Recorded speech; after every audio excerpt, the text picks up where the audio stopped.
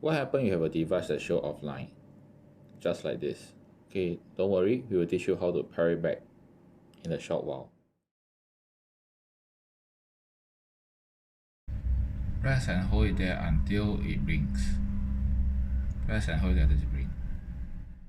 When you go back to your gateway, click the LED blink icon and you start to search for the devices. So after you actually see the devices inside the apps again, and then you can change the label and this is back to normal. Thank you.